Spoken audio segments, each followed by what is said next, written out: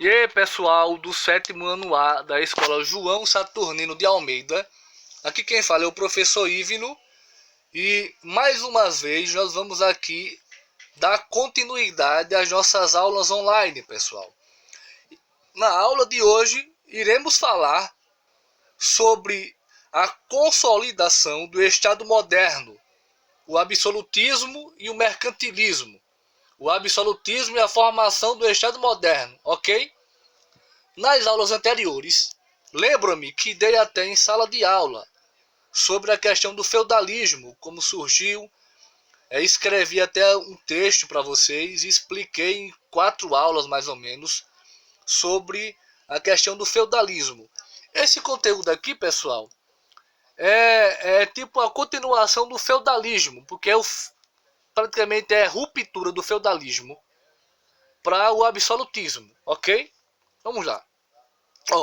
Origens do Estado moderno. Estados nacionais. Delimitação de fronteiras. Lembrem-se que no feudalismo eram os feudos. Várias fazendas ou pequenas fazendas que tinham seu soberano, seu rei. E assim sucessivamente, pessoal. Praticamente os estados nacionais, os grandes estados, tinham deixado de existir. Ainda tinha a figura do rei, tinha. Mas o rei aqui no período do feudalismo não tinha tanta força, tanto poder. Já aqui, pessoal, tipo o rei voltou a ter o poder, certo? Estados nacionais, delimitação de fronteiras, unificação de leis, monopólio da justiça, forças armadas, emissão de moedas. Idade moderna, poder centralizado nas mãos de monarcas. Com o fim do feudalismo, os reis voltaram a ter força, a ter poder.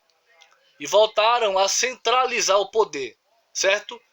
Atualmente famílias reais têm poder apenas simbólico. Isso aqui a gente vai deixar para falar em outras aulas, pessoal. Certo? A formação das monarquias nacionais. Aconteceu lá na Baixa Idade Média. Descentralização política. Poder dos monarcas era restrito aos seus domínios pessoais. Entenderam, pessoal? Os monarcas aqui nesse período não tinham esse poder todo como em outrora, em outros tempos. Devido ao feudalismo, eles acabaram perdendo forças, perdendo o seu poder que eles tinham. Eles tinham poder apenas no seu domínio ali.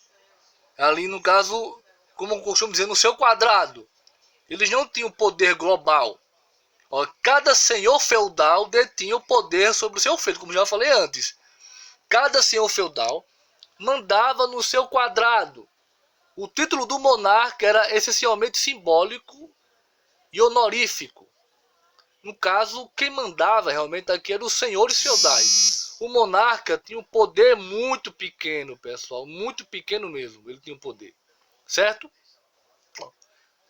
O primeiro país, ou os primeiros países, no caso, a criar força, a centralizar o poder foi Portugal.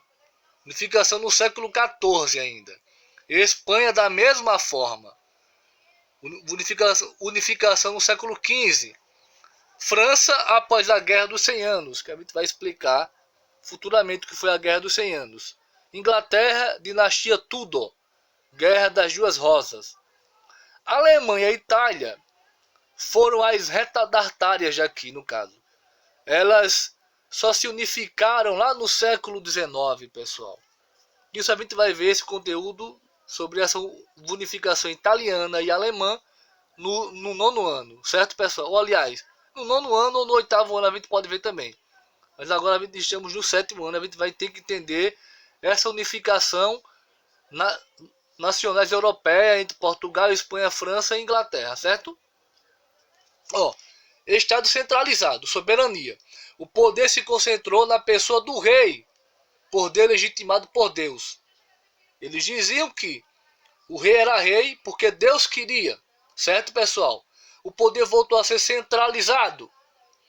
O poder antigamente no feudalismo era descentralizado. estava na mão de poucos senhores feudais, certo? Secularização. O exercício do governo tornou-se progressivamente dependente da religião, certo? O poder não era, na época do feudalismo, a Igreja Católica tinha um poder muito grande. Ela era uma senhora feudal. Mas quando o poder voltou nas mãos do soberano, do monarca, no caso, a religião, a igreja, tipo, se desmembrou. Ela não tinha mais tanta força, continuou tendo força, mas não tinha mais força do que o monarca, pessoal, do que o rei, que voltou a centralizar o poder, certo? Centralização administrativa, criação de uma burocracia estatal, de um exército permanente e de um sistema unificado de leis. Mecanismos que levaram à centralização estatal. Transcrição da economia de troca para a economia monetária. Enfraquecimento da nobreza feudal. Formação de exércitos permanentes. Teóricos do poder absoluto. A guerra civil e a violência religiosa tornaram-se um problema para os reinos europeus. Surgiram obras que defendiam a necessidade de fortalecer a monarquia e ampliar o alcance do poder real. Pacificar e unificar os territórios só seria possível se houvesse um soberano que detivesse em suas mãos toda a autoridade e o monopólio da força. O primeiro teórico que falou sobre essa centralização do monarca foi Maquiavel, em sua obra conhecida como O Príncipe. Ele falou na sua obra o seguinte: o soberano seria a fonte de todo o poder e de toda a autoridade em seu território. Ao conservar o poder, era um dever político que não podia ser limitado por nenhuma outra consideração de ordem moral ou religiosa. Outro teórico era o Jean Bodin, o francês. Ele escreveu a obra da República. Defendia a subordinação da igreja ao poder soberano do monarca. Ele dizia que o poder do monarca era maior do que tudo, pessoal. O poder do monarca não poderia nem ser contestado, mesmo que estivesse praticando alguma coisa errada, ou que tivesse até, pessoal, não dando apoio e nem olhando para a população geral. O soberano, não a igreja, seria o representante legítimo de Deus para governar os homens. Outro teórico é o Jacques Rousseau, outro francês, suíço, pessoal. Obra Teoria do Direito Divino dos Reis. Ele dizia que o rei tinha o poder dado por Deus, o poder divino, ok, pessoal? Dado principalmente por Deus. Ele dizia também: o trono real não é o trono de um homem, mas o trono do próprio Deus. Ele dizia que o monarca era o próprio Deus. Os reis são deuses e participam de alguma maneira da independência divina. O rei vê de mais longe e de mais alto. Deve acreditar-se que ele vê melhor e deve obedecer-se sem murmurar, pois o murmúrio é uma disposição para a sedição. Thomas Hobbes, o inglês, o britânico, não acreditava que o poder do monarca fosse divino e nem que o soberano fosse representado de um deus da terra. Thomas Hobbes já discordava dessa visão. Ele dizia que o rei tinha assim, muita força, mas ele não era representado por Deus. O papel do Estado seria o de garantir a paz, o cumprimento das leis e a coesão do território, evitando que os homens se destruíssem uns aos outros. O homem é o lobo do homem, assim ele dizia. Estado da natureza e controle social. Vamos lá, falar um pouco sobre a França do rei Luís XIV. Foi um dos maiores estados absolutos, considerado como o Rei Sol, pessoal. Ele foi um rei que governou com mão de ferro a França naquele período. Governava sempre sem o primeiro-ministro. A França tornou-se o padrão de gosto, comportamento e sofisticação da vida cotidiana. Um modelo para as demais aristocracias europeias.